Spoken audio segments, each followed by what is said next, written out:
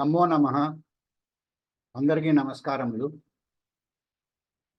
Today is the third session in series of our short certificate course on psychology through ancient Indian literature by Dr. Malladi Srinivasa Sastry garu.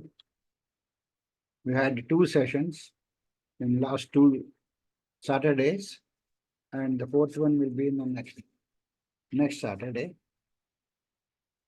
We'll start the session with Vande Mataram and then Prarthana. After that, we will request the speaker to conduct the class.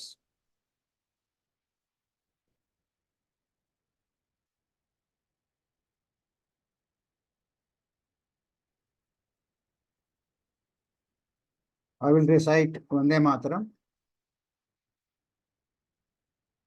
Om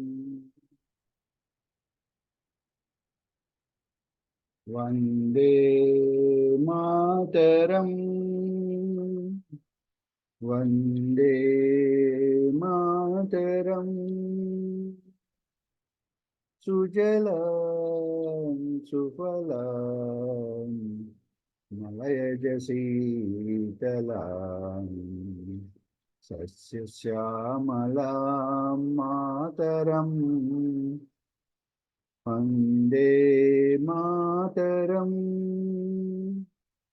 Subrajosna Pulakitayamini Pullakusumita Drumadalasobhini Suhasini Sumadhurabhashini Sukhadam Varadam Mataram. Vande Mataram. Vande Mataram. So now we will recite a short prayer and then proceed. Shuklam Varadaram Vishnu Sashivarnam Chaturbhujam Prasanna Vadanam Dhyaye Sarva Vignopasantaye Saraswati Namastubhyam Varade Kamarupini Vidyarambham Karishyami Siddhir Bhautame Sada. Om Gurubhyo Namaha. Om. Now I request Srinivasa Sastry garu to proceed, please. Right, thank you so much, and welcome all to our third session, which we will begin with a slight recap of the last session. So just give me a minute.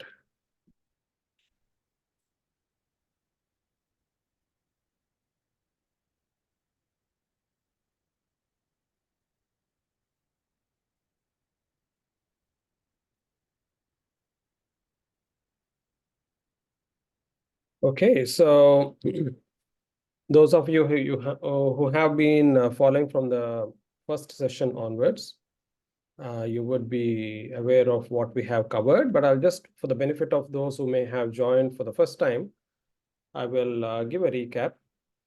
So in the first session, I made a disclaimer that this is work in progress, and I have been presenting, or I have put together things which I have gone through, and ancient Indian literature is an ocean, and perhaps I have only covered a very small portion of it, and that too, perhaps there are still some gaps in my understanding, and I'll be more than happy for others to either correct those, challenge those, or work on those.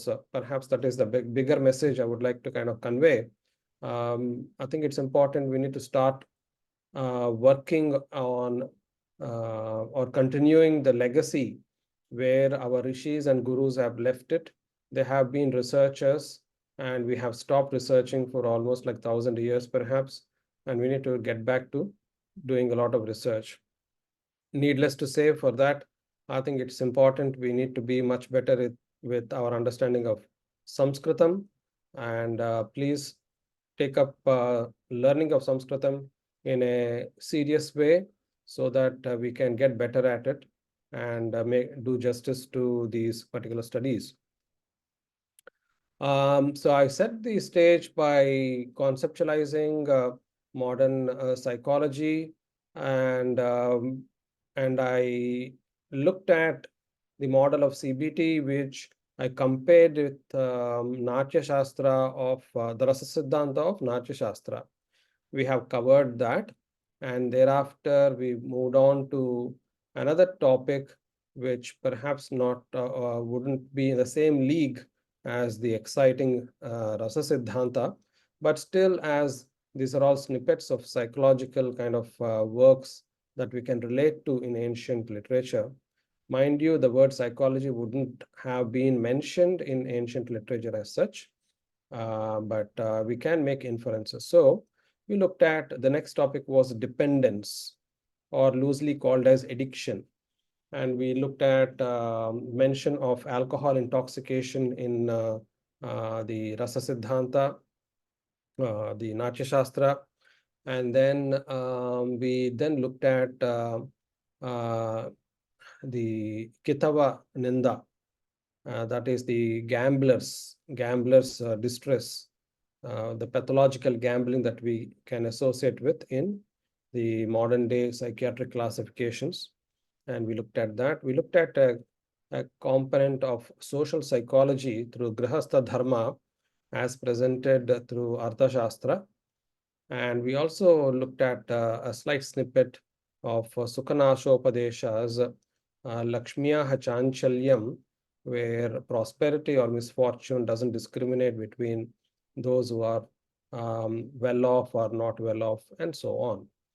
Having done that, we then started the third topic, which was the spiritual component of holistic wellness. And I'll do a recap of it, and then we'll carry on. So the traditional components of modern day mental health are biological, social, and psychological components. Biological referring to the human being a machine, a biological machine of neurochemicals or electric impulses. And then therefore the treatments are designed around that.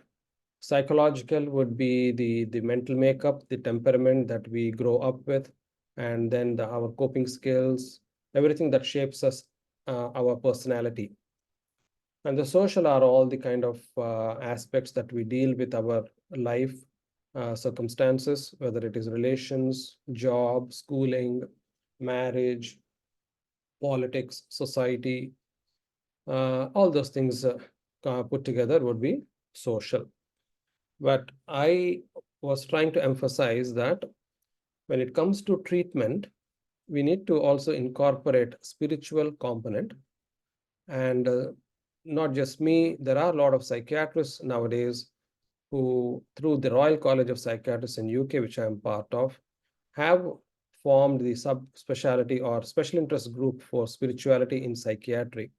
So there is recognition that spirituality is actually has a utility in holistic wellness. And we should actually do a lot more research in this area, because Sanatana Dharma is spirituality. It's not a religion. Sanatana Dharma is spirituality, and we need to really bring that to the focus. So in line with that, I'm going to talk about Atma Vidya, which I have spoken of in the last session. Patantu shastrani yajantu devan kurvantu karmani bhajantu devataha atmaikya bodhena vina api muktihi na siddhyati brahma shatantare api. So no matter what methods of reaching God that you may practice, whether it is yajna like karma yoga, whether it is through bhajans, bhakti yoga, and so on, ultimately you still need to have the understanding that you are the Atman. Without that, you will not be able to make spiritual progress. Frankly speaking, spirit is Atma. The whole idea of Atma, a whole study of Atma, whole practice of Atma is spirituality. Without that, there is no concept of spirituality. We need to understand that. And that's very clearly spelt here. Why is it important that we need to learn and practice this? We will see. So we then looked at Sankhya Karika, how it gives us the understanding of Purusha, then Prakriti and Vikriti. Why is it again important? Sankhya Karikas or Sankhya Darshana gives us the very understanding of the elements of creation, and that in that whole process of creation, the Purusha or the Atma is the constant energy which is untouched and unmanifest, and also cannot be manipulated. And it is the knowledge, it's the pure knowledge, whereas everything else is created or which has the sattva, rajas, tamo gunas. So there are vikaras possible, whereas the Purusha or the Atma is avikara. And these are again very fundamental, important concepts for us to have an understanding of what the Atman is. And we also looked at the Anga Pangu, Anda Pangu story, where just to kind of drive home the message of Prakriti and Purusha, how they are interdependent on each other for to reach their goal. So Purusha has a goal to reach liberation or moksha or self-realization, let us say. It's ultimately liberation or moksha. But he cannot move. Purusha as such is achala, can't move. And whereas Prakriti can move, it is a jada padartha, but it is not a chaitanya. Hence, for Prakriti to realize itself, realize in the sense it's not self-realization, but Purusha has a self-realization. Ultimately, it is all for Purusha.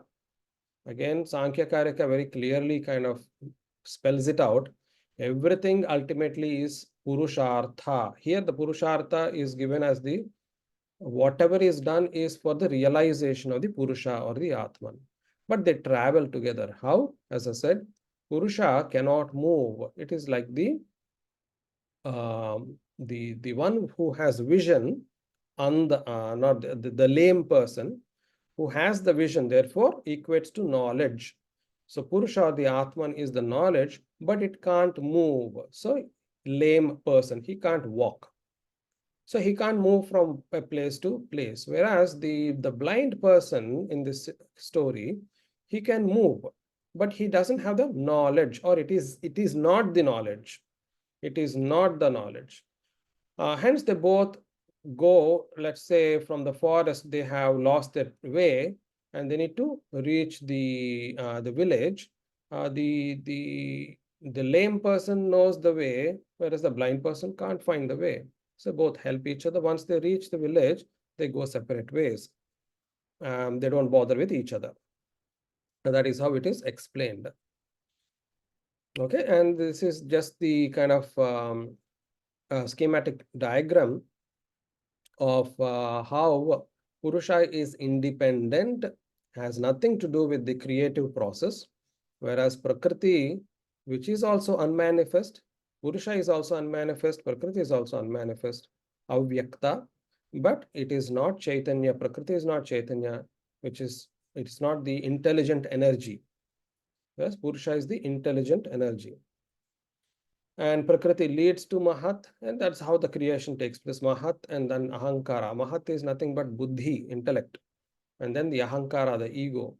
And then we have the Jnanendriyas, the Karmendriyas, and the Tanmatras, and the Manas, and the Panchabhutas. This is why is this? This is not relevant for beyond us accepting that This is who we are. The Purusha is who we are, or I am, as Srinivas. That's not my name.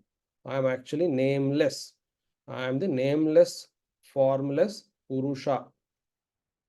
But I stopped realizing it, and instead I'm actually getting stuck to or associating with all of these things.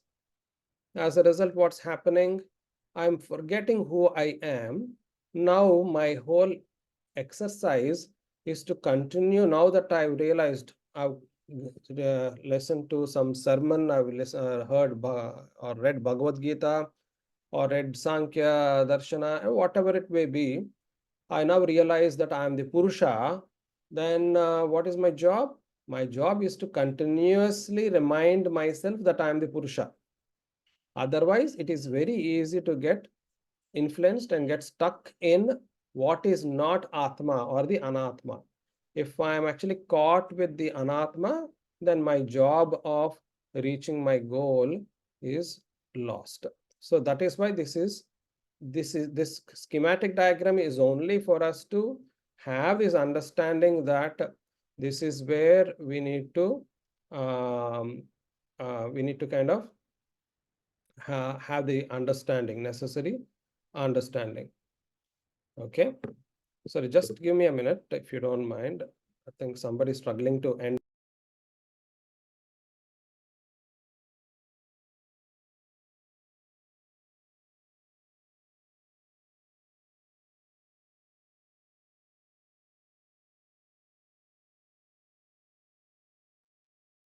Okay, right, sorry about that.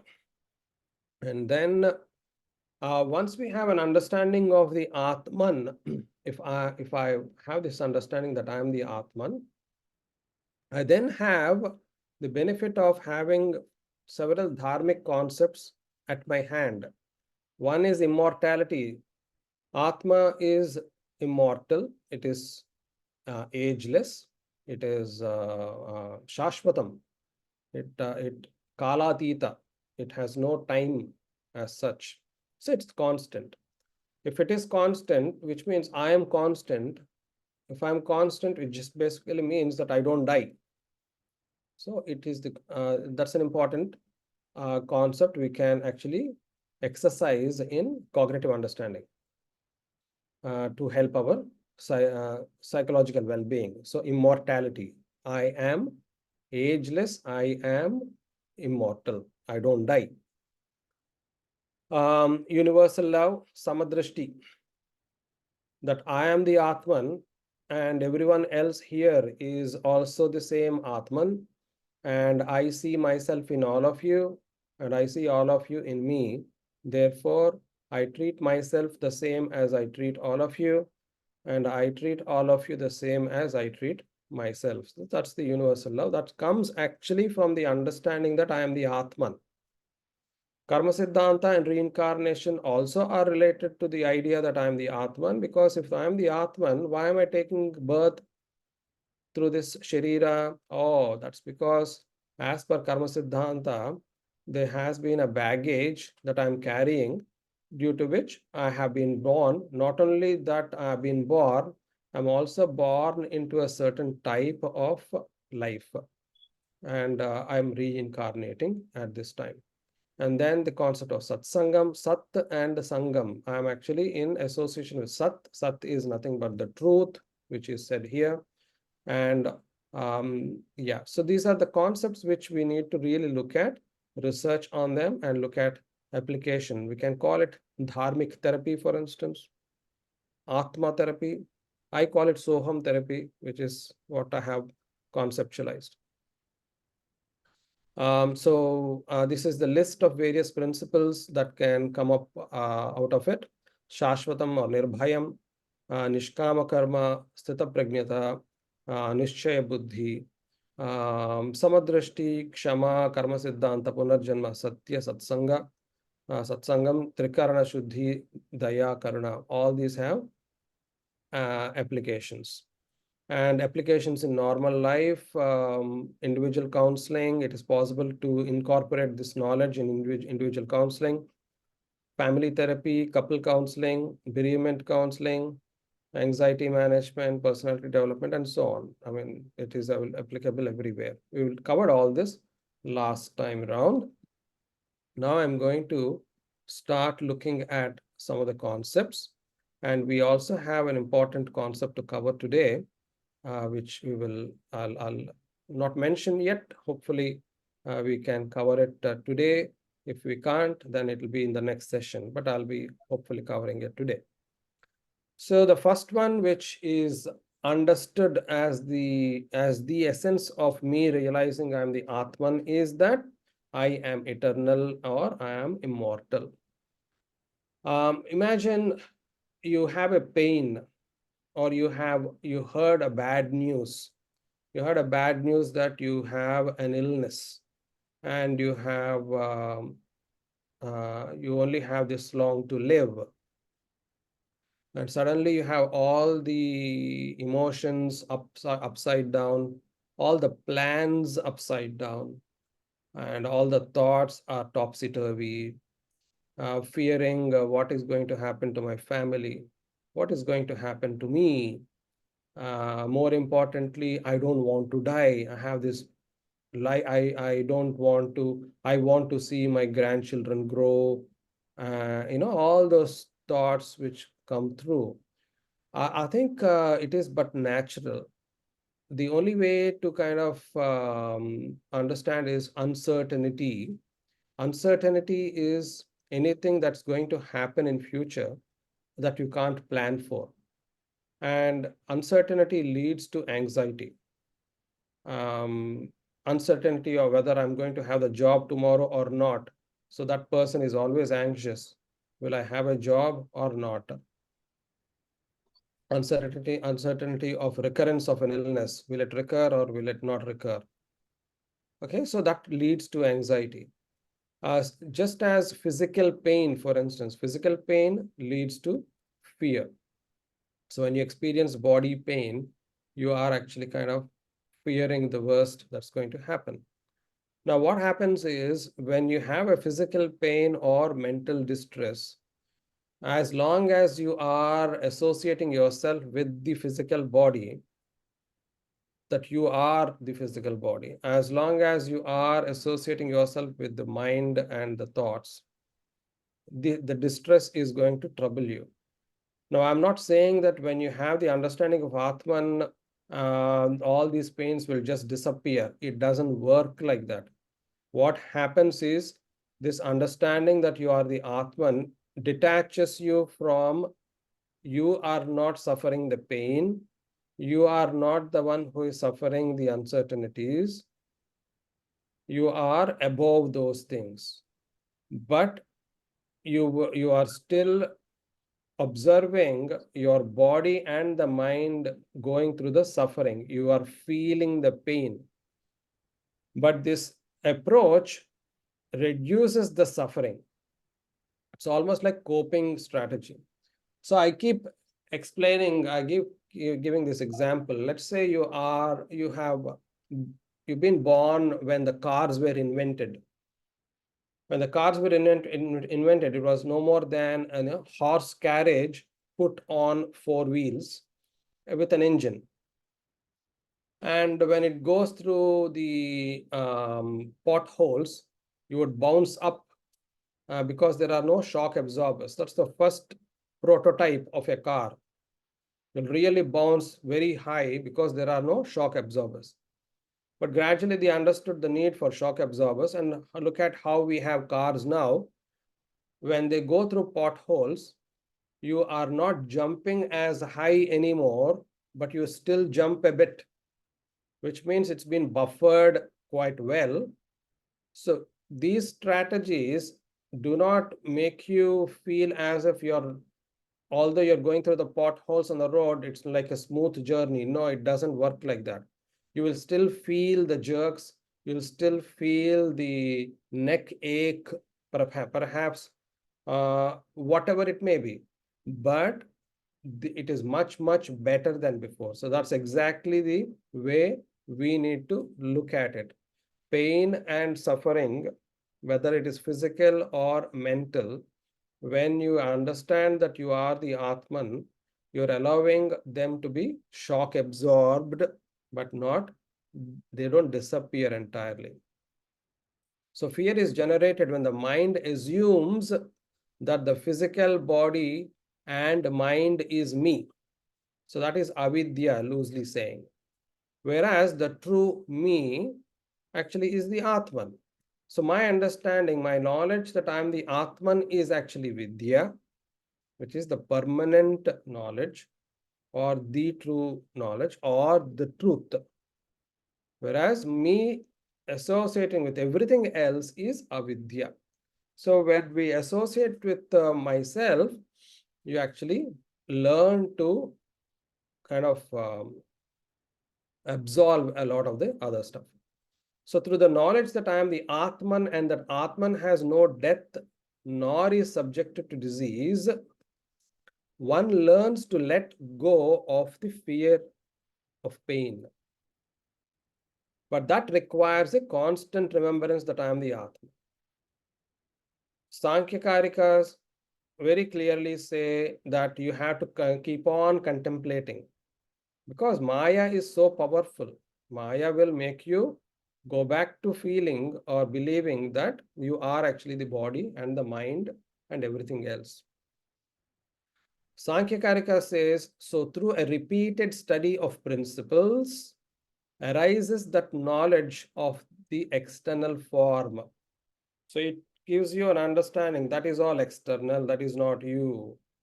Neither am I, neither I am, nor is it mine, nor do I exist. Those three are very important lessons. So I am not any of those things. So your vyamoha, mamakara, mama is mine, mamakara goes away. Nor is it mine, that is not mine, nor do I exist. I exist is ahankara. I exist. So I am different. When I say I exist, I'm actually saying I am different to everything else. So when I realize that I don't exist, which means that is the Atman. Atma doesn't exist as such. Okay, we don't need to go into the details of the concept there.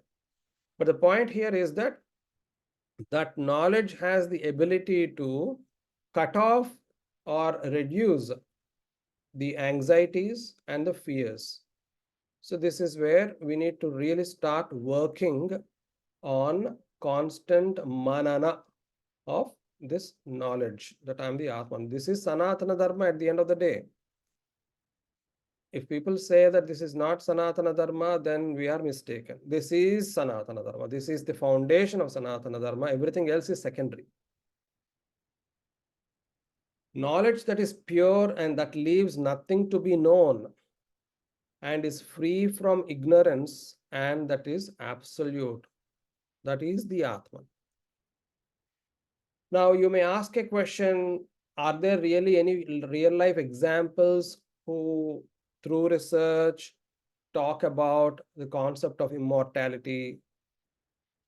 Therefore, I'm presenting you Dr. Raymond Moody's declaration. Dr. Raymond Moody is a psychiatrist like me. He lived in America, he's no more. He has done a lot of research on near-death experiences.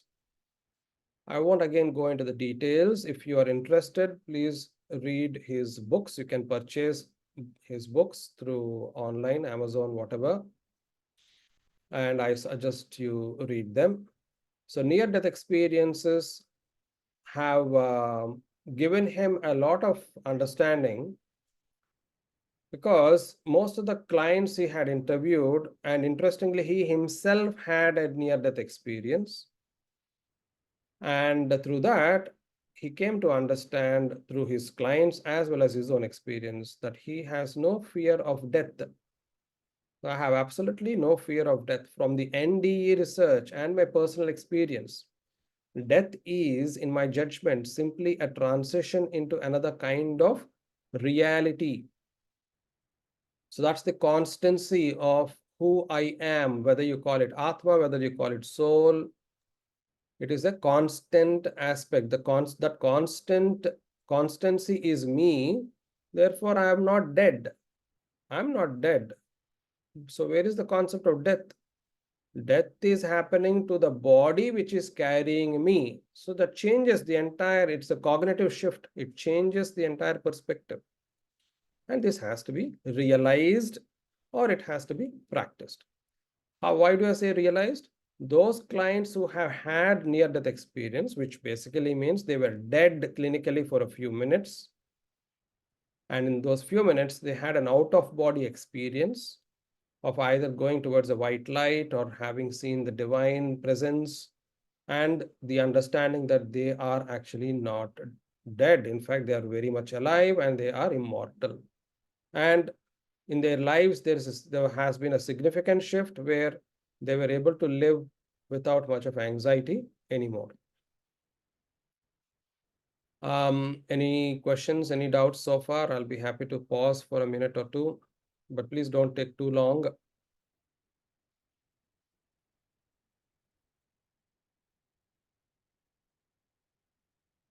So understanding immortality through Bhagavad Gita. So we're still continuing with the same concept. Natvevaham jatunasam natvam neme janadipaha nachaiva na bhavishyamaha sarve vaimatah param dehinosmin yatha dehe kaumaram yavanam jara tatha dehantara praptihi dhiras tatra na mukhyati.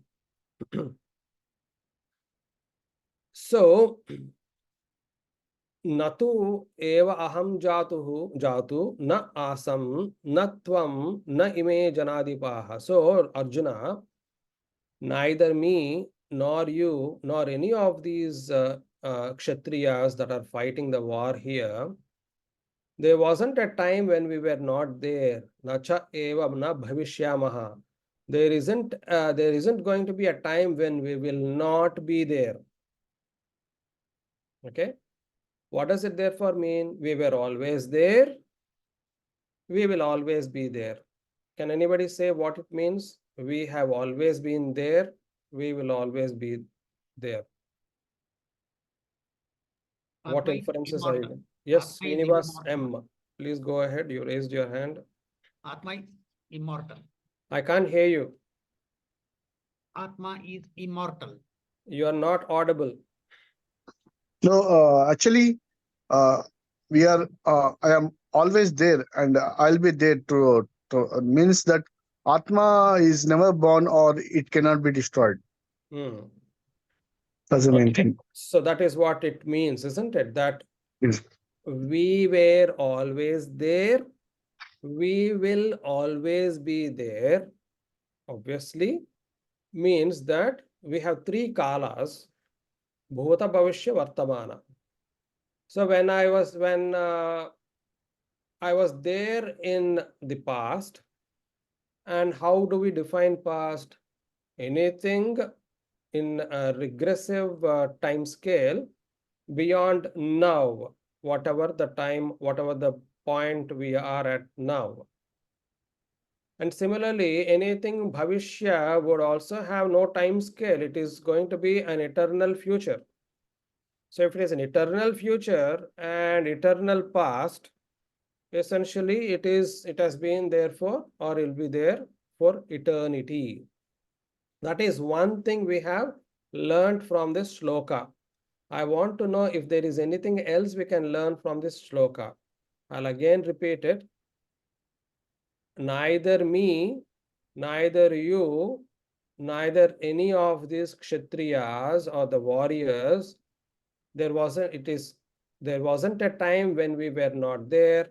There will never be a time when we won't be there. That is the essence, the translation. Any other inference that we can draw from this shloka?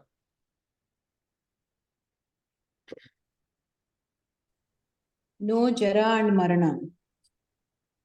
Jara is not covered here. Marana, okay, I can accept. That is covered in the next one. That is Dehinasmin Yatha Dehe Kaumaram Yavanam Jara. So that comes in the next one. But I'm still interested in here, Srinivasa ji. Yeah, that means that we were there in the past, and we are there in the present, and we in the future will be going to exist. No, that we have covered. So that is established. The immortality is established. Mhm. You are saying we, who, okay, according to the shloka, who does we include? I is According Atma, to Atman. Is it Paramatma in Atma? please go ahead. Describe to me a little more. Where did you get that inference? That's my Swaminarayan religion, isn't it? I understand, but where did you Yeah, get yeah. that bit from this shloka? No, I didn't. This is my general knowledge. But in your Atma, Okay, in perfect. every Atma, Okay.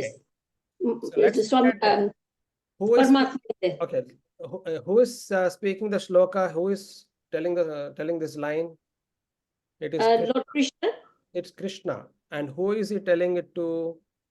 It is to Arjun. Arjuna. And who is he telling him about? He is also telling about the various people over there. Okay. Now I have no problem with Arjuna nor the warriors because they are all humans like me and you. So we are all the Jivatmas. But interestingly, Krishna includes himself. And what is Krishna? Paramatma. So Shall I add one more point? just a minute, please. I haven't finished yet. So if we understand it from this point of view, when Krishna says, "Oh Arjuna, neither me nor you nor these warriors," that what basically it means is there is no difference between you and me.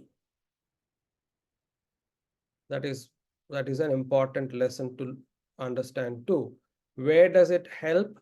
It again helps in the universal love, the samadrishti. And there is, if we say that we can't take this way, there is another shloka in fourth adhyaya, Jnana Yoga, where Arjuna asks, "Aparam bhavato janma paranjanma vivasvataha kathametat vijaniyam tvamado proktavaniti." You are making these tall claims that you were there before Surya and so on, but I only see, basically he's inferring that I see you in front of me here. How do I know that you really existed before Surya even existed? And to that he says, "Bahuni me vyatitani janmani tava cha Arjuna. Tanyaham Veda Sarvani Natvaham Natvam Veta Parantapa." Yes, Natvam Veta Parantapa. So I had lot of lives, or I had lot of births. You had as well, which basically means we both have been having cyclical births. Now, obviously, Krishna chooses to be born. It's not a typical cyclical birth. But the point there is, he's clearly categorically saying we are born again and again. So there is no difference there between you and me being born. The difference is that I know them all, you don't know them. That is the difference. But otherwise, it is the same Atman that is there in Paramatma and the Jivatmas. Okay, somebody was trying to say something. Please go ahead. No, just I wanted to add one more thing. Just as I exist, that is, I existed, I am existing, and I will exist as Atma. This is what everybody is speaking now. I wanted to add one more point, that whatever words we utter, even they are always existing. They existed, they are existing, and the sound that has come in this, that is, whatever sound has come, either we speak or any other, that will always be permanently existing. So this point I wanted to add to our discussion. Okay, thank you for that, but I'm not too sure whether we can infer that directly from this shloka here. We'll stick to the Not concept from of this Atma. sloka, but for the discussion, just I am adding. Yeah, so understand. So Not as the summary meaning of this particular sloka. okay, thank you. Okay, so we're trying to drive home the message of the immortality of Atma, and there isn't another way to put it. This is not a factual science. This is not a science where I can measure presence of Atma. It is completely dependent upon one's belief. And those who are fortunate enough to have realized, I'm not realized, I haven't seen Atma, neither have I seen Paramatma. I haven't experienced it, but I accept it conceptually because I have, from my research, there is a lot of conceptual consistency and I'm pretty happy to accept it. So it is individual's choice and it's individual's journey to imbibe this concept of immortality and see how it works for you. Okay. And then, of course, Bhagavad Gita very clearly gives a description of what Atma is. It's not born, nor does it die. Na jayate mriyate va kadachit. Na ayam bhutva bhavita va na bhuyaha. So again, we spoke about the time, eternity, present, past, and so on. Ajaha, not born. Nityaha, always there. Shashvataha, Nityaha, some descriptions give Nityaha basically means no variations. Avikara, no variation. Shashvata is the eternity, eternal. Puranaha has been there for a very long time. Na hanyate, hanyamane sharire. This sharira is something which can be killed. But even in that sharira which can be killed, it doesn't get killed. The Atma doesn't die. Of course, there are other shlokas which are Nainam Chindanti Shastrani, Nainam Dahati Pavakaha. In that, we hear about how Atma cannot be manipulated, it cannot be altered. Okay, so having understood that, we will also look at Taittiriya Upanishad's mention of Nirbhayatvam. Yato vacho nivartante prapya manasa saha anandam brahmano vidvan na bibheti kutaschaneti. So that Brahman, which is beyond the grasp of speech and mind, basically, Indriya agochara, beyond grasp of mind, speech, or any senses, basically, if only known or realized to be true self of him, shall become fearless. It may be a tall ask, it may be talking about realizing here, but as I said, if we actually follow the concepts as presented by the realized, and we are happy with its consistency in scriptures, then you can accept it and it will still help you to be fearless. Not the same as this experience, like how the near-death experience helped all those clients to become fearless because they've experienced the immortality. But that is the whole point here. And then one is not subjected to fear at any time if one knows the bliss that is Brahman, failing to reach which words along with the mind turn back. It essentially means if we don't kind of appreciate it and stay in that constant knowledge, we fall back into the Maya Prapancha and get stuck with or associate with Anatma, everything that is not Atma, and fear starts coming back to haunt us. And it goes on further. This is also an important shloka as in mention. I'll read the English part. When the spirit aspirant sadhaka fearlessly establishes in that Atman, which is unperceivable, bodiless, and inexpressible. He reaches the state of fearlessness. However, when an aspirant's logical mind even develops the slightest difference, considering self to be different from Atman, then he becomes fearful. Hence, fearlessness. So, this is my addition here. My inference is that. So, above the first part was the translation, second bit is my inference. So, fearlessness, we can incorporate it in our own cognitive coping strategies, and it can be cognitively developed with the right spiritual understanding of my true self to be Atman. This helps us not only with spiritual progress, but in our day-to-day life as well. That is where I am interested.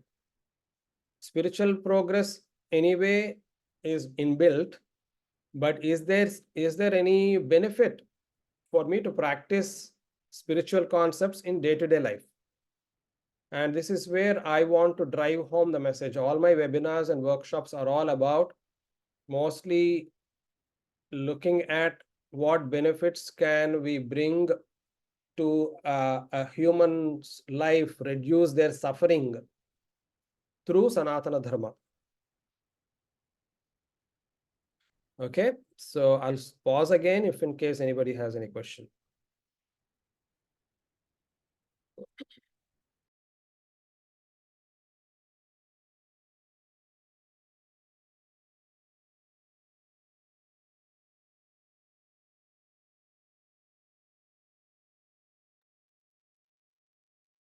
Okay. Yes, Srinivas ji. Yeah, like about this, the fearlessness, the Atma is going to experience, right? That how, that fear will be always there, right? Without, how can it easily experience, means like attain that fearlessness? The very word easy has no scope. Nothing comes easy. So please remove that easy part.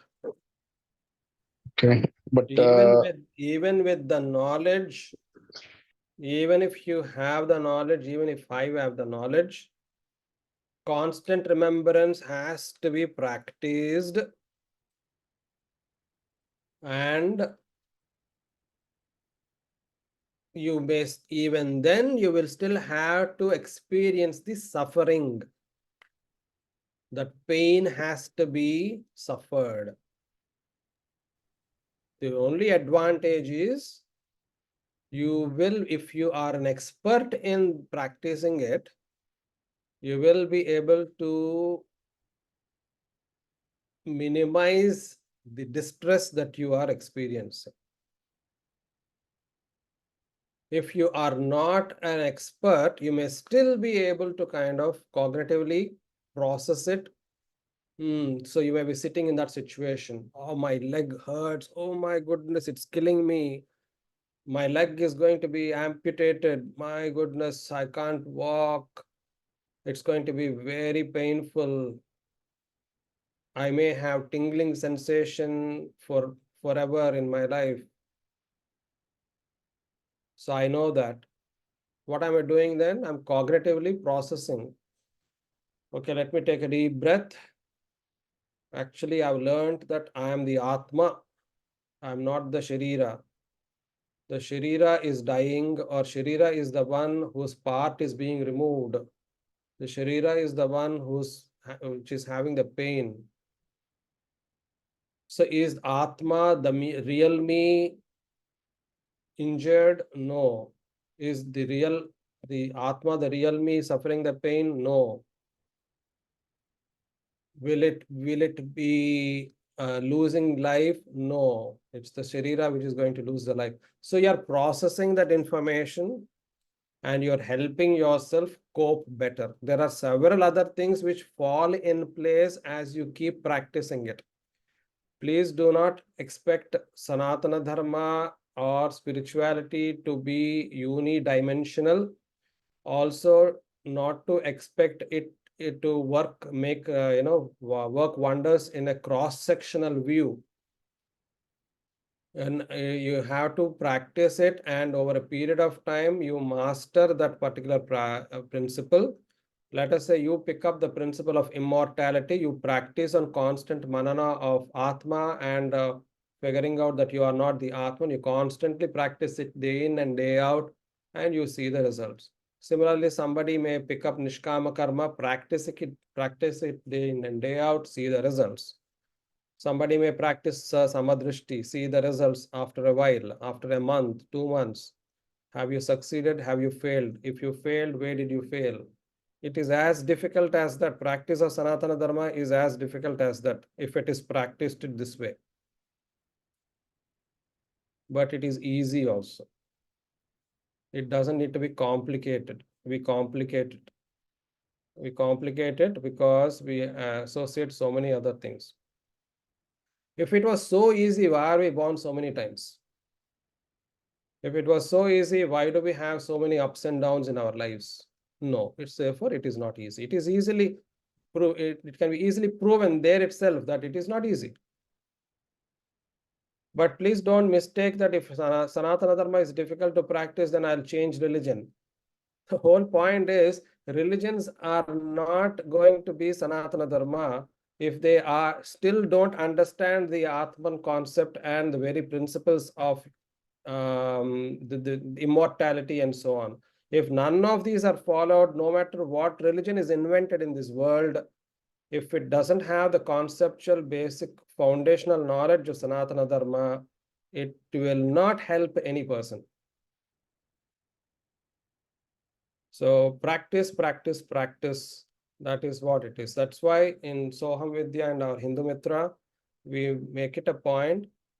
Our training is all about understand, practice, declare. Understand, practice, declare. Understand, practice, declare. So that's the formula. Yeah. Can I proceed? Yeah, you want to say something again? Yeah. Can we tell that all the people on this planet are the Sanatana Dharma followers? Means like they are they belong to Sanatana Dharma. Absolutely. And yeah. Absolutely. You're 100% right.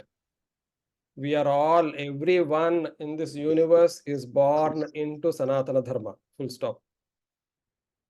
After they are born, it is the mind's vikara, it is the mental work that makes it choose a particular path. But ultimately, everyone is born into Sanatana Dharma. They always are in Sanatana Dharma. In fact, what is Sanatana? Eternity. What is eternal? Atma. The very dharma of Atma is Sanatana Dharma. We are always there. So there's no question of Sanatana Dharma not being applicable to anybody. So you're absolutely right. Everyone's dharma is Sanatana Dharma.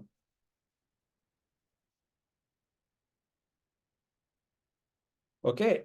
All right. So we'll look at Karma Siddhanta quickly. Mind you, we do, I also do a 10-day webinar course on bring out the best in you Sanatana Dharma way. There we go into a little more detail in all these concepts. And I am not a Shastragnya.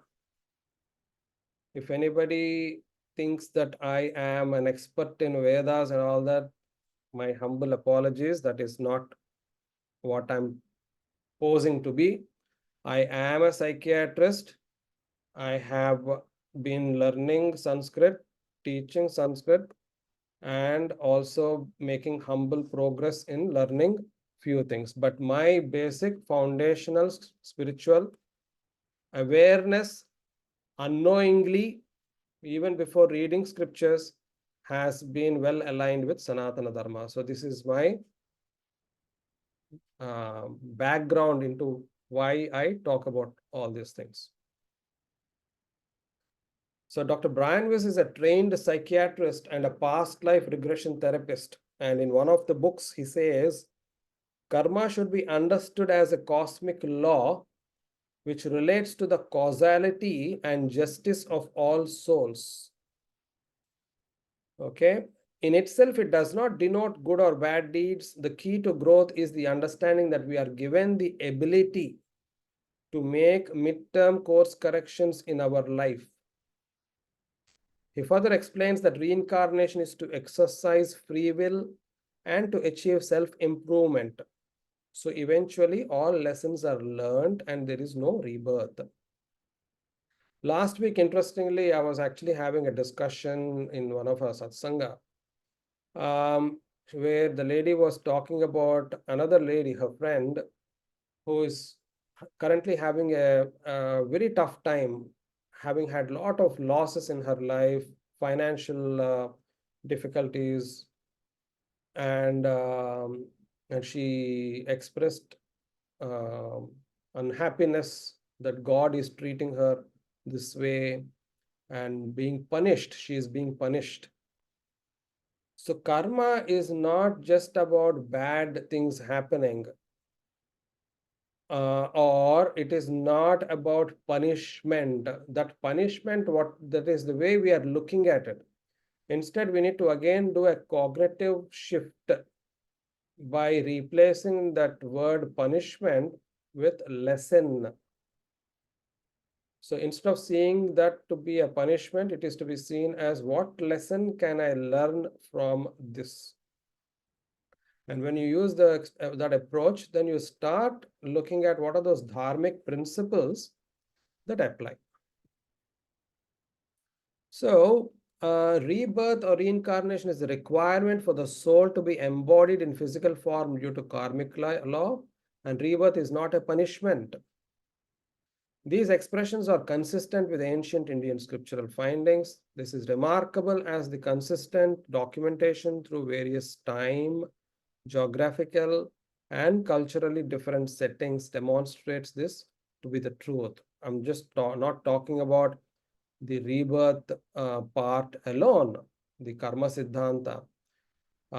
So the various modern spiritual works that have come out of America, it's very interesting that none of the research is happening in India where it should happen. Instead, it's all happening in America, and it will continue to happen. It will be a leader in spiritual research. And we can't just be not be doing research. We need to carry, as I said, that's the message I'm trying to drive as well. We need to continue the legacy of our ancient rishis and restart the research. So the modern research, spiritual research, and the ancient findings are very consistent in various aspects. Okay, so so how do we kind of reduce the karmic baggage? It is obviously through practice of dharma, and I don't want you all to bore you too much, but just a slight difference. I see it this way: dharma refers to various duties and principles we should adhere to in this material world, so that our functioning is smooth in society, family, and in our individual life. So all those various things that we do in our day-to-day life is all dharma driven. Do not steal. Those are the simple sadharana dharmas. Then you may talk of a swadharma. Then you call something as grihastha dharma. These are all various duties and principles that have a big role for you to play a productive role in your own life, your family, and society. Whereas Sanatana, the very word, when we add Sanatana, automatically takes it to the eternity of the Atman, and that is what it refers to at the end of the day. Some would also say that Sanatana Dharma refers to the various concepts laid down by the rishis. I won't argue against it, but I don't want to kind of I don't think we need to go down that road, because once we accept Sanatana Dharma to have the foundational essence with the Atman, everything that rishis would have spoken of comes in line with it anyway. And so for me, the words are very important. Etymology is important. For every word, there has to be a specific meaning, and we shouldn't, and it should have accuracy, specificity, all those things. This is where coining of words is important. Sanatana as such means eternal. If it is eternal, for me, eternal, there's only one thing which is eternal, that is the Atman. And therefore, everything that to do with the Atman is Sanatana Dharma. And if somebody says, no, no, no, our rishis, whatever they have said is all eternal, okay, so be it. I won't dispute it. But for me, this is what it is. They are all inferred, is what I'm saying. Okay. And same goes with reincarnation. Interestingly, there is a research, a study, and I'm just summarizing it here, which I do mention in other places too.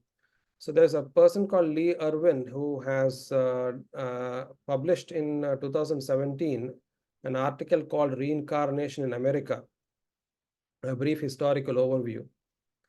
So he says evidential sources from diverse fields of research as well as a growing body of ethnographic and therapeutic accounts strongly supports a historical trajectory in which reincarnation has become an increasingly believable possibility without dependency upon any specific religious conviction.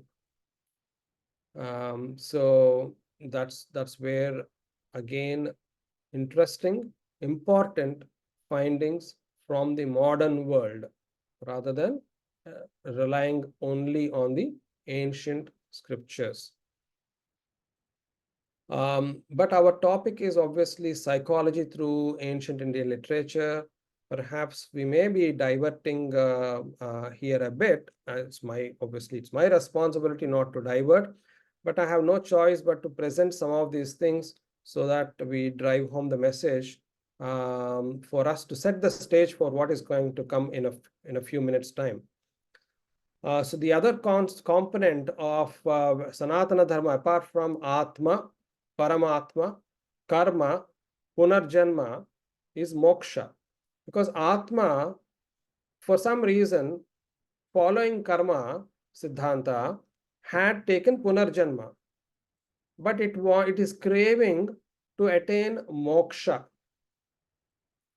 So this is the reason why these are mentioned here, because they're all associated.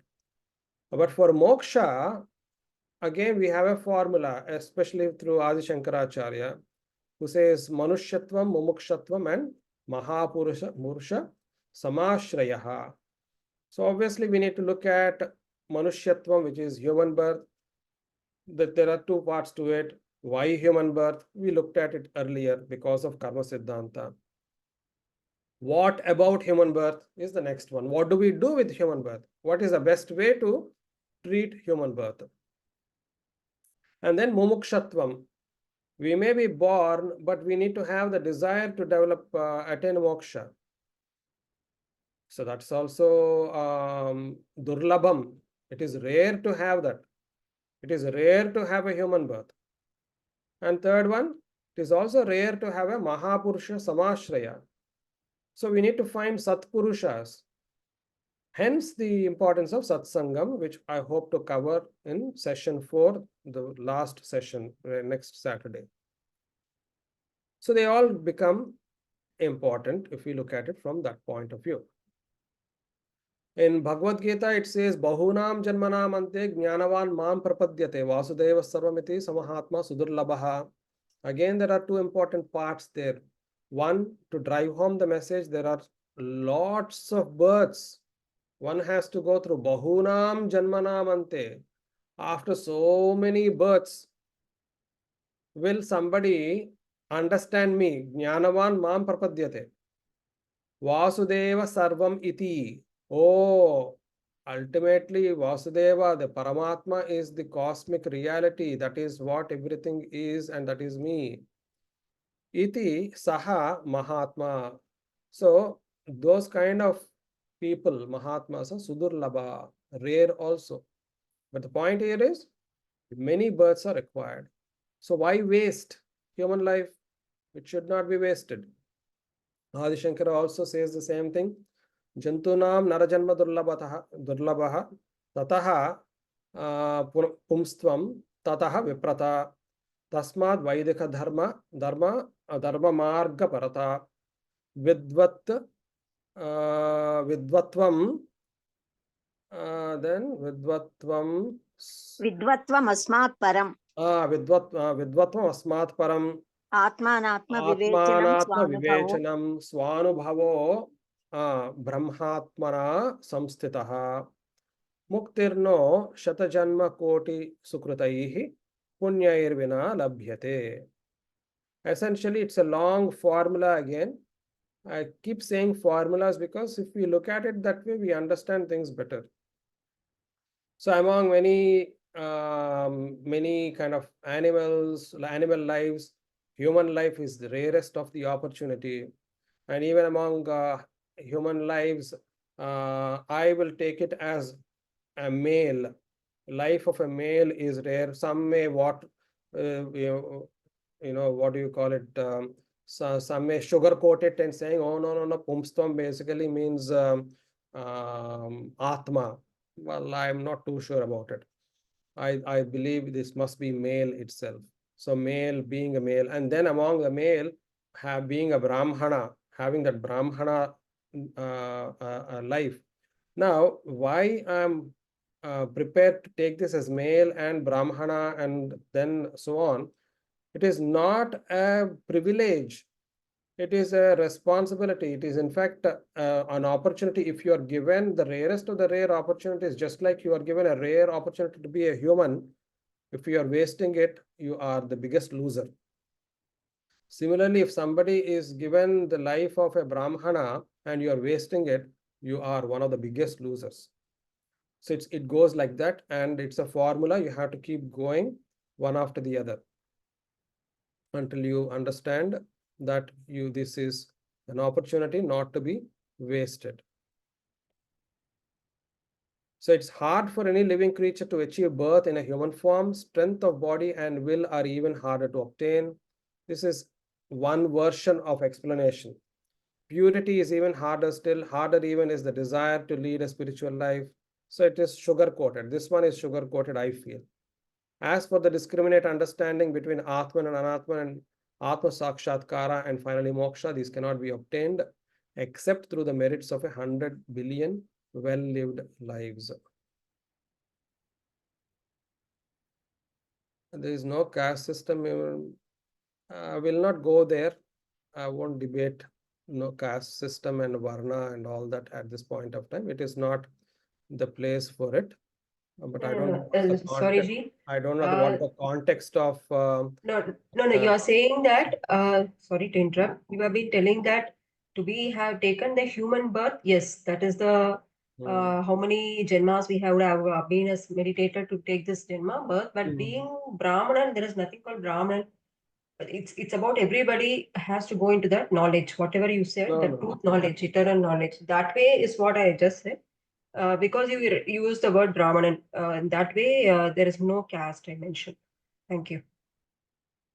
I disagree. I'm sorry. It's not about caste. I think please don't mistake. There is Varna, there is caste. There is Brahmana, Vaishya, Shudra, Kshatriya. We don't need to be apologetic about it.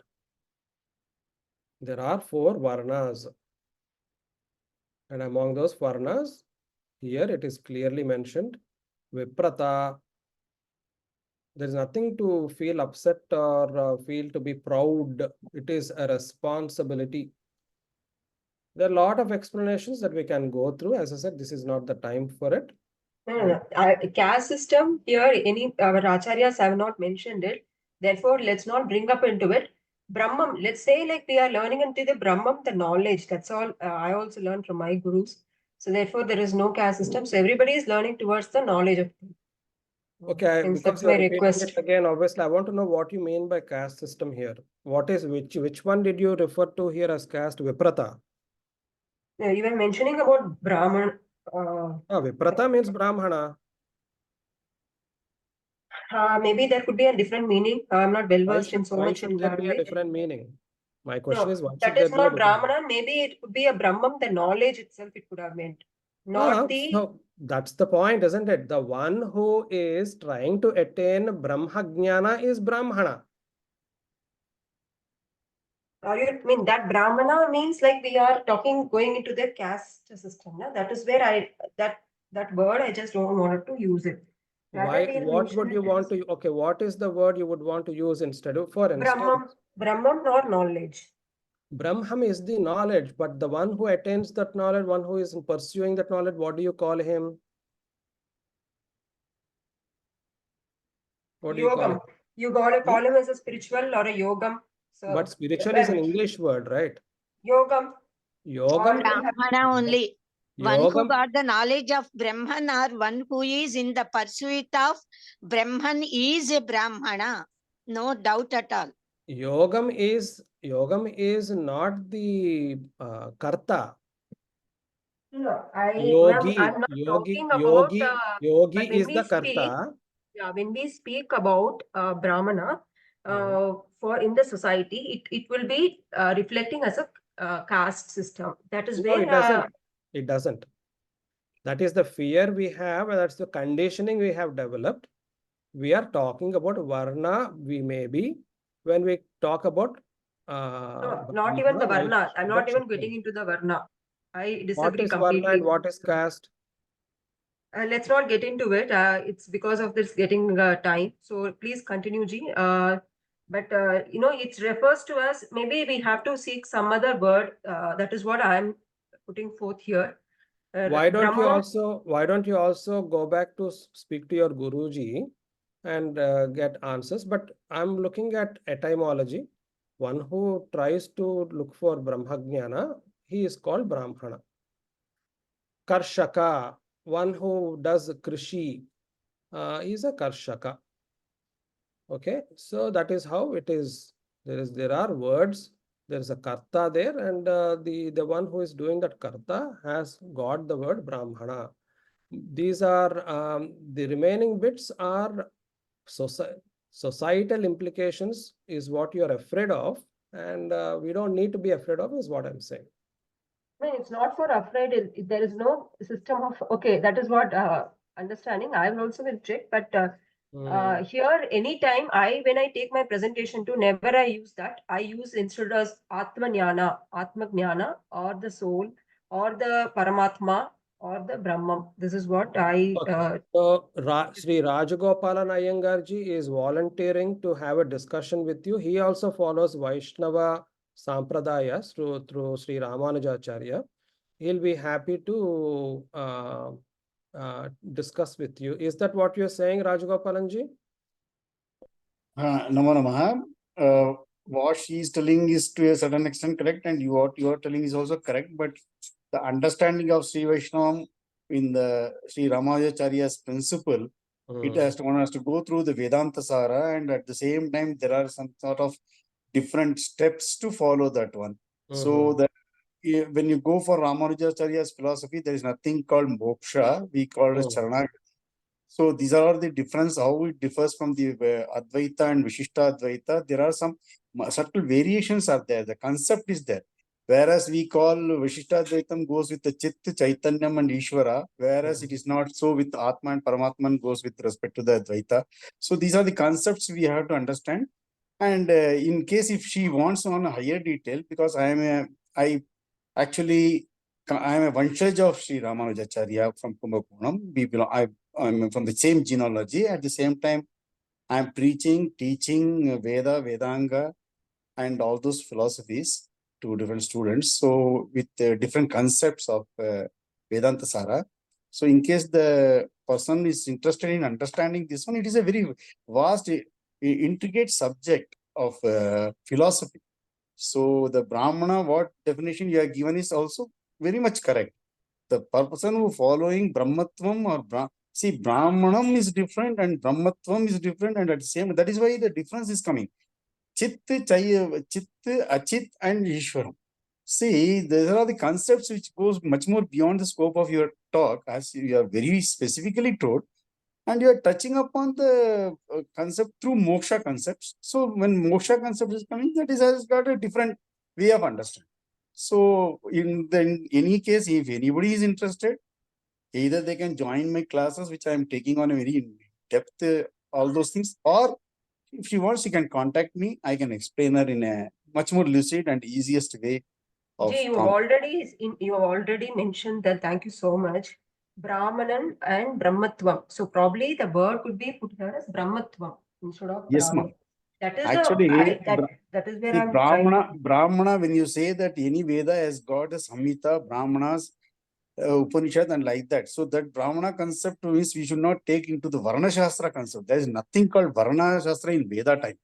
So Varna But is not at all. everybody is in this Maya, right? I mean, everyone's Maya thought is process. again totally different. Maya is totally different. No. See, Everybody thinking process will go. That is why let's even talk about Brahmana means Brahmatvam. immediately we jump into the conclusion of what you call Varna Shastra. Varna Shastra, even if you see Exactly. in the Mahabharata time, if you go into the description where what you call Bhishma is lying on the bed about to depart, the Krishna comes, and when they discuss all those things at the time, even Yudhishthira says from where this this Varna has come, because otherwise unnecessarily Karna has been put into the trouble. So at that time, even Bhishma says that I myself don't know when this concept has cropped in. Otherwise, Krishna says, he asks Krishna. Then Krishna also says the same thing. Somehow or the other, if you go through the complete Srimad Bhagavatam, Okay, I Bhagavatam, think you will understand. we'll come This is a back very to- vast subject. Thank you. Yeah, I Okay. think we'll come back to. Yeah, let it continue by I the think we are Mr. diverting the Yeah, topic. Please, sir, please See, take it. Just a minute, please. First of all, I do believe that this was not the place to start this discussion, but because it started, it shouldn't be left incomplete. I will just say two things here. If there are so many differences, what is the common thing that connects us all? Okay, that is for us to discuss, not today, but we need to reflect upon. The finer details are going to be different in various mata, whether it is Ramanuja, whether it is Shankara, and so on. Number two. Number three, what do we do with the words Brahmana, Vaishya, Shudra, Kshatriya, as mentioned in Purusha Sukta? If we say that that is not part of Veda, please look at it. I don't know. I'm not an expert on Veda. What do we do with the mention of Brahmana, Vaishya, Kshatriya, Shudra in Bhagavad Gita itself? Chaturvarnyam maya srishtam gunakarma vibhagashaha. So why did Krishna himself mention it? Are we going to therefore conclude? I am only going to be interested in factual evidence-based kind of methodology. I'm not interested in discussing variations elsewhere. If Bhagavad Gita is to be taken as a pramana, Chaturvarnyam is mentioned there. And then we go into the details of Shauryam Tejo Dhritirudaksham Yuddhe Chapya Palayanam Kshatram Karma. There the mention is Kshatram. Then the earlier shloka is about Brahmana. Why do we have mention of those things? So let us, I think first step is to not make assumptions that this is the only way to understand. If you have evidence, please demonstrate it. Maybe next session, please bring evidence to dispute the very understanding of or usage of the word Brahmana. I feel that our society is so badly tarnished mentally that we don't want to use the Varna Vyavastha words mainly because categories because of the stigma attached to it. This is a fear we have to overcome as well. And if Sanatana Dharma has to be truly represented, I don't understand why this has not got any relevance please let us have a discussion or a debate at one point of time somewhere down the future, where we once and for all decide whether Varna system exists or relevant to Sanatana Dharma or not. As But such a we Varna can't, system, excuse me. but we can't just hope for it to be brushed aside. That can't be the case. Excuse me. Yeah. A Varna system, it's the responsibilities that are given to the men. These are responsibilities.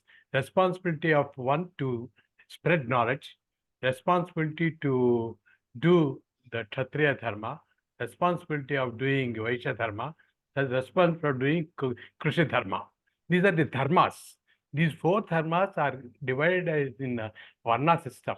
This Varna, nowadays, politically, this is a different shape. But as a matter of fact, the main purpose, everywhere you find only these four things are existing. Even in our systems also, if you see any public sectors or anywhere, there is general management with the brain and the ministers and all these things. These are all only four categories. These four categories, we are calling it as a Kola, Varna and all these things. They are all only, in those times, they have mentioned that their responsibilities. Some people who are brainly people, they are given to spread the knowledge, to understand the knowledge, and to make people aware about the society and the knowledge. The other people to rule. Yes, I Like this, understand what you're saying. We'll leave it there, but I'll really be happy if this debate is organized so we all learn together. I don't want to upset people, and I had to stop myself. I didn't want to upset. The reason being, when I say upset, we need to look at historical chronology of where the words have started without looking at the etymology, without looking at the time scales. For us to believe that those never existed, I find it not the right way to discuss and debate. So this is where research is flawed. We are not doing any good research at all. We are all picking up things from hearsay and our own kind of. Let us invest time. Maybe let us become those true researchers where we spend hours every day on the subjects, choose one subject at a time, and let us do it that way. But we're not doing it.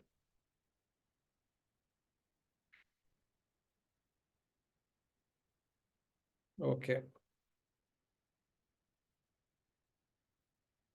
So the key points from this is that we go through many lives, that we are the Atman, and that we should not waste this golden opportunity to work towards attaining moksha. So those are the key points, that there are many lives that we have to go through. And if it is many lives, why are we having so many lives? Why can't we put a stop to it? And we are taking many lives because we are the Atman, the second one. And the third is, okay, enough of messing up with lives. This time, let me get it right. So that's the attitude that one has to develop. And how do we do that? We can only do it through application of principles of dharma. Without that, it is not going to be possible. Okay, so this is where we're running short of time.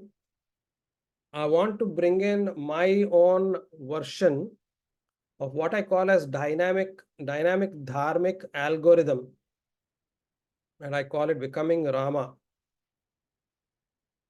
See, complexities of worldly dharma is multidimensional and momentary as well. So multidimensional challenges. And momentary, when I say that dharma may apply only for a moment, and the next minute that dharma may be inapplicable altogether. So multidimensional and momentary. Let us, for example, say that you are a very nice man and you follow dharma. A person in need of help has asked for a financial favor and you helped the person. Okay? That's the natural thing to do. However, the person comes back in a few moments to ask for more money. Maybe he's tasted that, okay, this guy gives me money, so let me try one more time. So what do? What does anybody do here? I would think people stop for a pause for a moment to think, why is this guy back? He's exploiting me, or I should be a little careful this time. So this time I'm exercising a different dharma altogether. I'm not going to name what dharma it is. Dharma doesn't have to have, it could be several names. Earlier dharma is kindness. The dharma here is caution. You can call it by whatever names, but the point is that earlier you were helping that person. The second time you were helping yourself by safeguarding yourself. So momentarily that changed altogether. So your first action may have been based on dharma of compassion and love, whereas the second one was protecting yourself from exploitation. And why do I call it an algorithm? I call it an algorithm because you can train yourself in such a way that in your mental mapping, you can overrule one for the other. Right? And what is an algorithm? So I'm giving an explanation here so it's easy for us to understand. So it's a sequence of steps or set of rules for executing a certain activity or solving a particular problem. So in other words, it is a roadmap to accomplish a complicated task. Even for a simple thing like tea making, laundry, basic functions for performing mathematical operations, or even complicated formulas. Algorithms are there everywhere. So what we do is algorithmic. We actually have array of dharmas. We pick one at a time, depending on the situation, we apply them. We throw a dharma away if it is not applicable. We bring another one. We use it, throw it away, bring another one. And sometimes we hold on to one dharma dearly only to be unwillingly put aside to push one dharma into place, because there is no choice. They are conflicting dharmas, and in that situation, both are equally right, but you have to choose one. It works like that, and it has to be very quick. A lot of times, it has to be very quick as well. So who was that person who actually kind of did a good job of this? Rama himself. So Rama was an expert on working through such kind of a dynamic dharmic algorithm.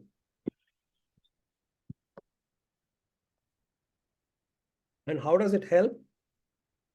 It helps you it increases the ability to make reasonably quick choices, relatively fair, and then probably right decisions as well.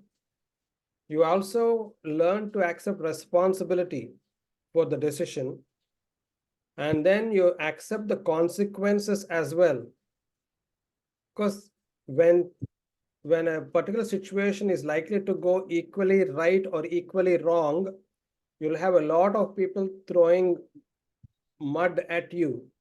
Lot of displeased people in the opposite camp will be throwing a lot of murk on you. But you are prepared to accept consequences. You can relate easily to Rama's life. Rama would have had such situations so many times with Sita's situation or depending on other situations. But for Rama, it is the dharma which has to be followed, which means he has to have a critical thinking ability and then go with one choice, even though it may equally be wrong as much as equally right. But the idea is not to shy away from taking the decision.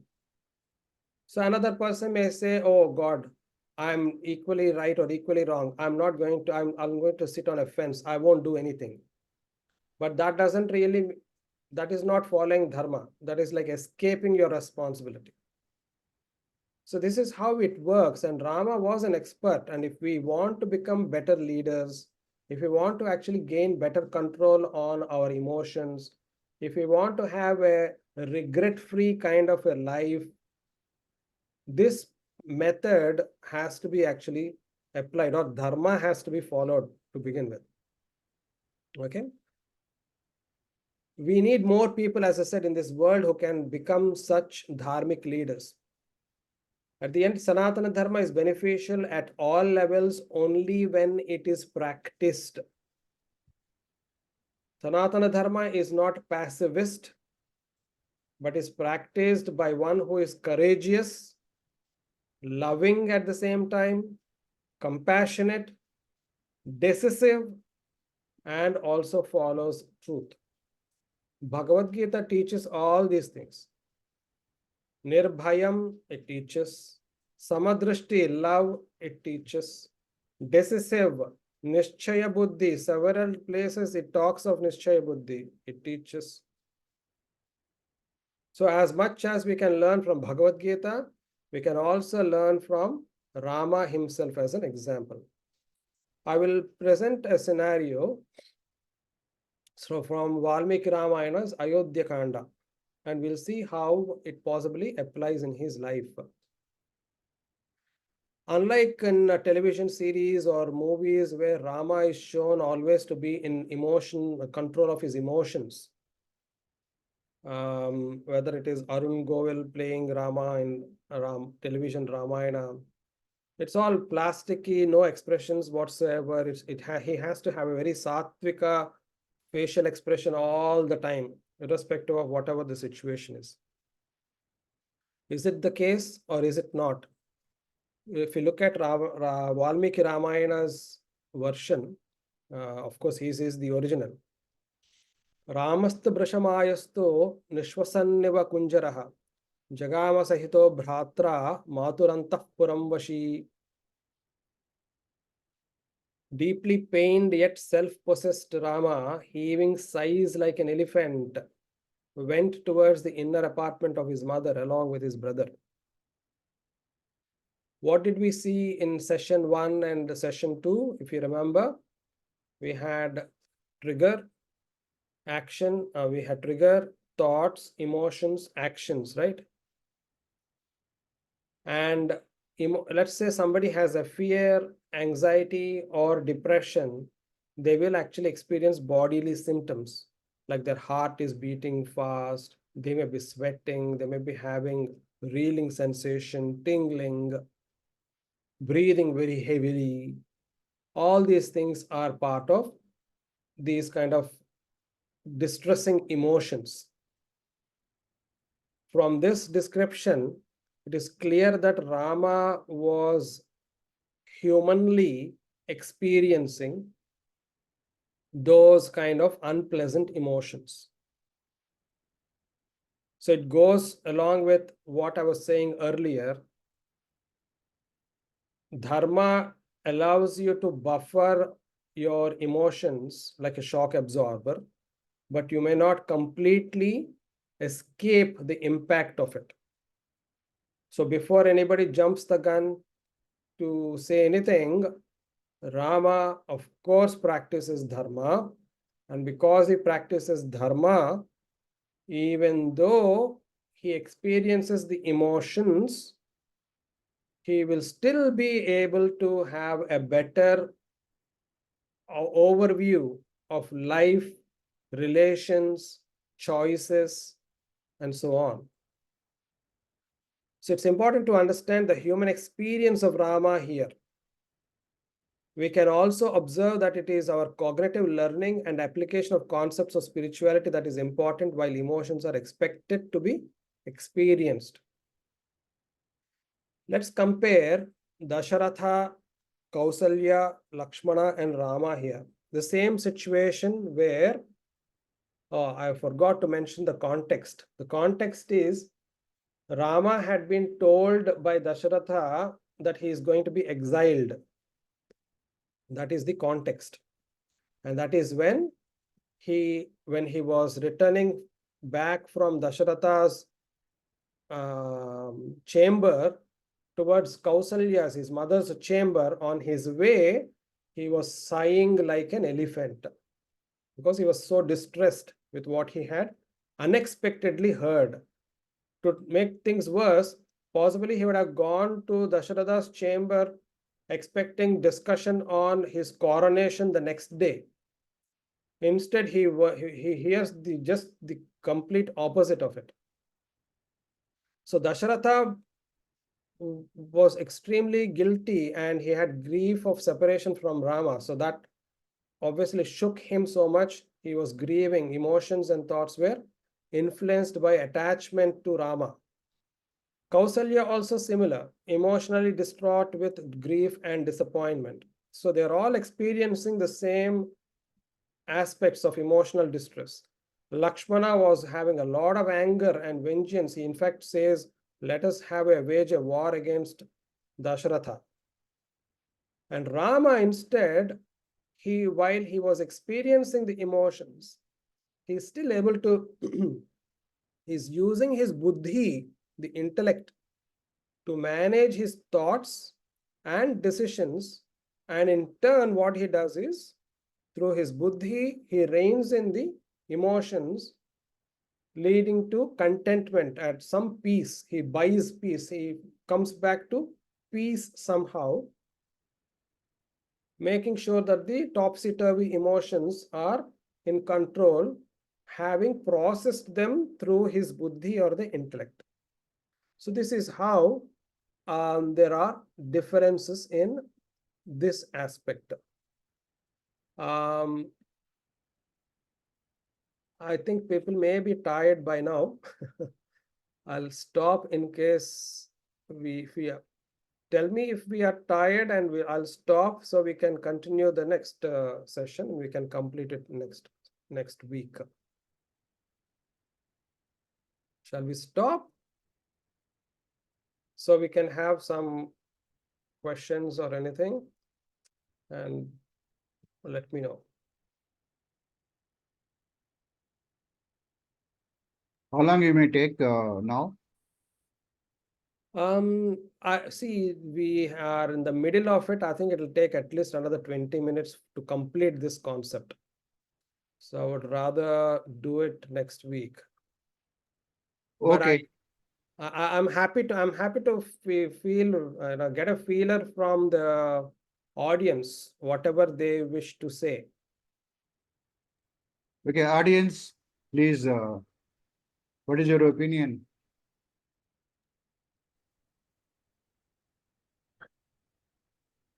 Dr. Ji, if you can complete in 15 minutes, then it's okay. Okay, so thank you for volunteering with that. Anybody else? Anybody else seconds that view? Yeah, the thread goes away. If you just leave the class now and start again next class, the thread of mind, if you're leading the people to a particular direction, it goes away. Sorry, It's better to continue and finish it off. Continue it, finish it off. Okay. Yes. Okay. Yes, continue, sir. Okay, let's see how it goes, because I know we may be getting tired because it's already 1.5 hours. Yeah, change the topic and give a 1 minute break of question answer and then go ahead. So can you start from the previous slide? I want to see it again. It's This possible. one here. Okay. How it's make a difference means I want to see for the Dashrath ji and from the Rama point of view. Yeah. Can you? Yeah, we'll see. The next few slides hopefully can give some understanding. But I'm trying to give you an understanding that ultimately they are all human here. We are all human. Everybody is experiencing emotional distress. It's a very distressing situation for everyone there, including Rama. So it's not about winning, sorry, not winning, but it's not about Rama being a god. Therefore, it's an easier explanation. If you go down the route of an explanation but Rama is an incarnate. Therefore, obviously, he already knows what is happening. I don't buy that argument because that is not how it is written in Valmiki Ramayana. In Valmiki Ramayana, it doesn't give any flavor, at least in this context, that he is aware of what is going to happen, or he is aware that he is a Paramatma, he is an incarnate, divine incarnate, and therefore, no. Nicely, it ties in a few things which are important for us humans. Perhaps that is why I respect and love Rama more than anything else. So we'll see. But the point of the slide here is everyone in that situation is suffering. Dasharatha for his reasons, Kausalya for her reasons, Lakshmana because he is such a devoted brother of Rama, he can only think of how Rama had been wronged by that old king who is lustful. I mean, I'm just giving you a flavor of what may have been going through Lakshmana's mind. He could not say no to that young wife of his, and then he is allowing his rightful son to be vanquished into the forest. So he's very upset and angry. Rama himself, we have seen in the earlier shloka, how he was also distressed. Can I proceed? Yeah, here all the Yes, four sir. have You got can the proceed. emotions. What the thing is, Hmm. and nobody is above the emotions. That's what you want Yes. to conclude, right? That's right. Yeah, absolutely. Yeah, but how Rama has handled that is in a different angle. Lakshmana Yes. handled in a different angle. Yeah. Kausalya handled in a different angle, and Dasratha handled in a different angle. But all have Absolutely. handled their emotions. And Yeah, Rama is also having emotions. but we will see, we'll learn from Rama's experience, and that is what this whole process is about. One thing I want to add Hmm. here, it is Lakshmana's angle is dharma also, not only Ah. just having love to Rama. Yeah. His Yes. angle of argument there in that sarga was about dharma also. It is adharma. So when adharma is happening, we have to act for it. We have to react to that. That's what he is feeling. Absolutely, I agree. So we should not Well, keep quiet. We should not just yes. accept adharma going on. But Absolutely. whether it's adharma or dharma is decided by Rama. Yes. Very So true. he says it is dharma, it is such a dharma. That's what But he says. interestingly, even Dasharatha was following dharma, wasn't he? Because he Yeah, gave that's word. why he could not say anything. Yes, absolutely. He gave a word And to Rama Kaikeyi. understands that dharma. That's why he says it's not adharma in the angle of Satya Dharma Paripalana, Satyam Vada. Yeah. For the Satyam Vada rule, the basic rule of Veda is cannot be contradicted. That's why that is the ultimate. So that's what realized by Rama and control his emotions. So now, beautiful. Thank you for bringing that discussion. We can easily see how Dasharatha's dilemma of equally right, equally wrong comes into play. So if he allows Kaikeyi's wishes to be granted, he is equally at a loss because he is wrongfully denying Rama his crown. No, I one second here. Kaikeyi has got a right. She feels at that point of time. Yeah. Kaikeyi is feeling she has got a right to ask that boons. I know. So that That's right she is fine, talking but about. I'm talking from Dasharatha's point of view. From Dasharatha's point of view, he has to follow Satyavak because he has given the boon to Kaikeyi.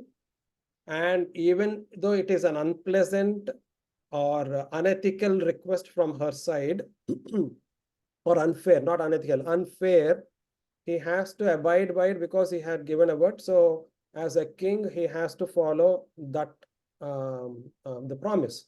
But he's equally wrong. He knows it is hurting him mainly because he's denying the rightful legacy for Rama to occupy the crown. Same goes with anybody. I mean, that is the whole point of a very tricky situation where the dharmic dilemmas come into play. Okay, Vivek ji. Vivek Garg, please. Sir, can we here compare? We can compare the dilemma of Dashrath ji Hmm. with the Bhishma of Mahabharata?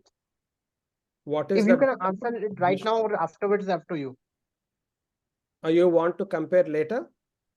Yeah, because I don't want to disturb you in between. But my Ah, question is that the dilemma of the Dashaji over here in the Ramayana, the same was the Bhishma was in the protection of the throne of the Hastinapur in aha. that context. I'm sure there are so many examples, but please feel free to talk about these examples, make note of them, and we can talk about them. But in the interest of time, I'll just go through the slides and we'll see how it comes across. Okay, so the following shloka says it loud and clear because how is Rama handling it different to others? He is explaining this to Lakshmana. Etaya tatvaya buddhya samstabhyatmanamaatmana vyahateapyabhisheke me paritapo na vidyate. So he is very clearly saying, even though my consecration was thwarted, there is no feeling of sadness in me. In fact, I controlled my mind by my intellect. So he's revealing the formula. He's trained himself having understood the same Bhagavad Gita shloka we can bring in here, which is that, what was it?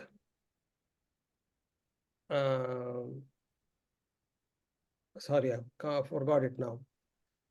Which basically says, Indriyani paranyahu. Indriyani paranyahu, indriyebhyah param manaha, manasastu parabuddhihi, yo buddheh paratastu saha. We'll forget about saha there, atma. But superior to the body are the senses. Superior to the senses is the mind. Superior to the mind is the intellect. So it is the intellect which we have to train. That is why we talk about sthita prajnata. That is why we talk about nishchaya buddhi, clarity in thinking. It is the mind, it is the intellect which has to be reined in or sharpened so that all the tools are utilized or put in place. Intellect is almost like a bird's eye view you have, and you can understand what is happening with your, it's a monitoring system, let us call it, it's a monitoring system. And wherever there are faults arising, it is able to rectify it. So Rama was able to understand that emotions were helter-skelter. He was really upset. The emotions were speaking the story. The very sighing of heaving sighs and all that, that is all emotion. But he clearly says that, I'm not saying it, right? He's saying there is no feeling of sadness in me. How I controlled my mind by my intellect. He has actually displayed three things there. One, he's spoken of intellect. Second is the mind. Through the intellect, he has controlled whatever thoughts were going on in his mind. So in the mind, thoughts would be like, how could my father do this to me? How could Kaikeyi do this to me? What wrong have I done? What will happen to me? What will happen to Sita? What will happen to Kausalya? So many thoughts would go through the mind at that point of time. And then there will be anger, there will be victimhood, there will be vengeance. All these things start coming through as a result of these thoughts. I'm sure we all can relate to that in our own personal lives. When we start thinking deeply, start fantasizing, I'm going to hit that guy, we are already kind of raging in our emotions. So the mind is losing control because it is thinking more than it should. Emotions are following the same pattern. And then with the intellect, you say, stop thinking that way. You're only unnecessarily making yourself more angry. So that's the intellect which is saying, stop, put a lid, distract yourself, go for a walk, have a bit of fresh air, watch a television, or do something. That's the intellect which is telling you to do that. So Rama knows very well. So if you look at this flow chart here, so there's an unfavorable situation leading to distress. And then what happens? It leads to initial distressing emotions. I put the word initial. It also brings in initial distressing thoughts. Initial is the key word here. Then what does he do? He starts using this strategy, the cognitive exercise of learning the dharma principles, recollecting the dharma principles at the time, practicing them at the time. Now, for us novices new to it, we will have to consciously remember them, bring them back. Oh, what do I do now? Okay, let me write down the principles. Okay, oh, this is what applies. Okay, and then, okay, so I need to apply this and so on. But for an expert, they all just come automatically because they have practiced it so many times. It just comes automatically. It's like driving a car, isn't it? When you have your first 2 lessons in your car driving, you have to look at the gear stick 1, 2, 3, and so on. It takes a lot of time to make gear changes. After you are become an expert, you automatically do it in a split second. So similarly for somebody like Rama, who is an expert by that time, you don't need to pay so much time. It just comes in automatically. The algorithm works very quickly in a very complex fashion. But for us, when we start practicing it, we should do it consciously in this fashion, learning, recollecting, and practicing them. And when you do that, it leads to contentment and you bring in the emotions back in balance. What's the advantage? So you come to terms with the situation then. So you come to terms with the situation. Ah, yes, I know why Kaikeyi did this. He'll explain later. I now know why Kaikeyi did this.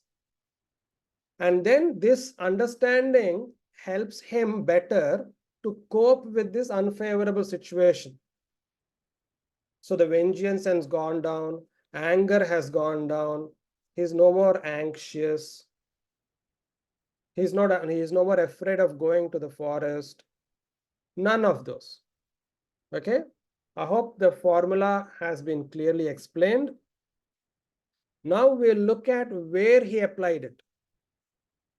So he applies a Sobhisheka nivrityarthaihi pravasarthaischa durvachaihi ugrair vakyairaham tasyaha nanyad daivat samarthaye. My mouth is getting dried up, so I'm unable to kind of read them as I would want to. So I'll go into the English. I do not find any reason other than destiny for the cruel and brutal words spoken by Kaikeyi with the objective of preventing my coronation and exiling me. So what principle has he applied here? Karma Siddhanta. Karma. Daivam. That is what he is referring to as Daivam here. Then the Sukhadukhe Bhayakrodao Labhalabhau Bhava Bhavau Yacha Kinchit Tatha Bhutam Nanu Daivasya Karma Tat. Happiness or misery, fear or anger, gain or loss, birth or death, and all such things are surely the acts of destiny. And then inconceivable is the power of destiny, he says. Its impact on all beings cannot be averted. That an adversity has befallen me and Kaikeyi is therefore evident. Adversity has fallen on me and Kaikeyi. In fact, in another shloka says, Kaikeyi is nothing but an instrument in the design of karma here. When you actually apply it that way, he is already processing it in the right fashion.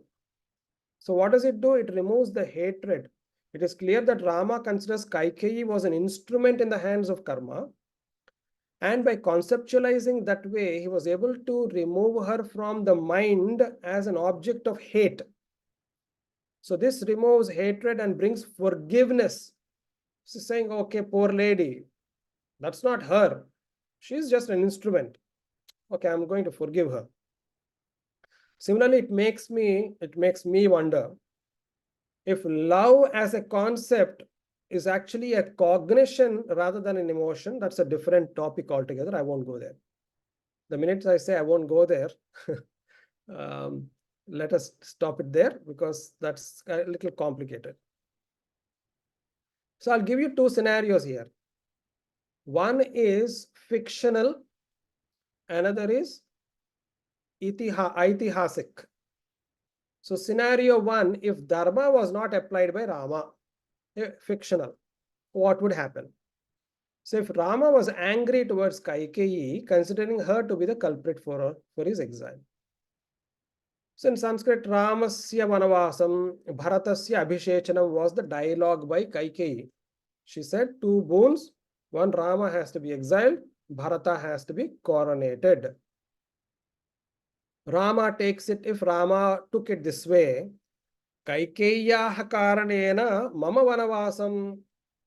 Oh, it is because of this Dushta Kaikeyi that I am being exiled. So here Rama considers Kaikeyi to be an independent reason. If this is the situation, in fictional situation, Rama considers Kaikeyi to be the independent reason for the exile. Independent means not done by anybody else like karma. Naturally, he'll be angry towards her.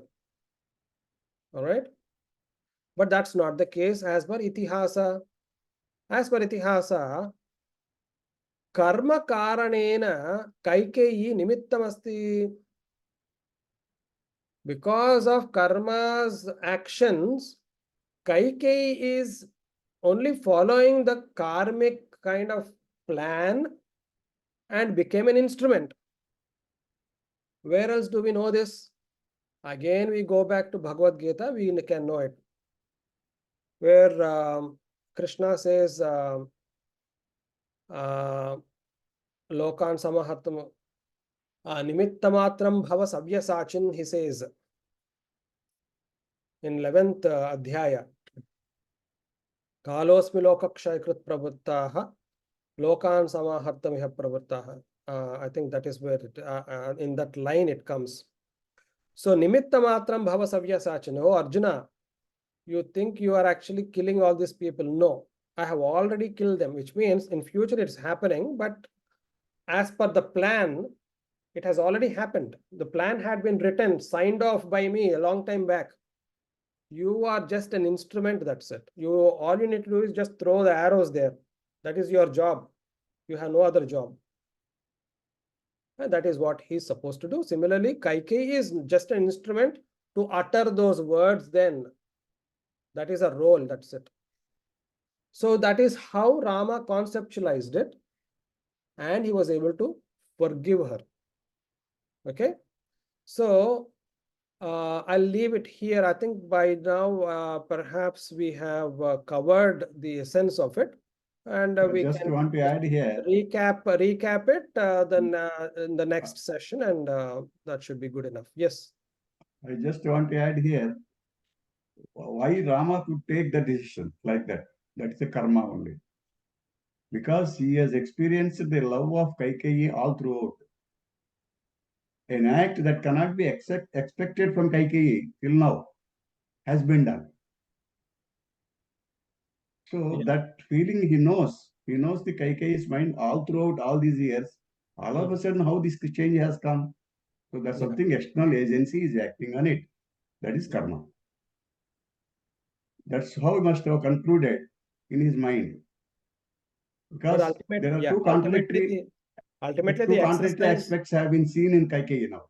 Yeah, ultimately the exercise we are trying to look at is as described. It is thankfully it is not even my inference, because sometimes we get a little too touchy when we touch on sacred texts. People get quite easily upset. But thankfully Valmiki himself has written that Rama says that I have used my own intellect to control my mind, and therefore I'm not experiencing sadness. And then he is the one who talks about karma being the one and so on. So I didn't have to do much of work apart from spotting these shlokas for me to kind of come up with this concept, what I call as Valmiki does that all throughout the Ramayana. yeah. That concept of talking about negative and positive both. That Tarkam he does always, even in Sundarakand also with Hanuman also. He does always have that Tarkam. Throughout he does that. All right. Thanks for sharing those. And it's obviously 6 o'clock. If anybody else has anything to say, add. We have one more session next week and we finish this topic with that, as in psychology through ancient Indian literature. We will finish it by next week.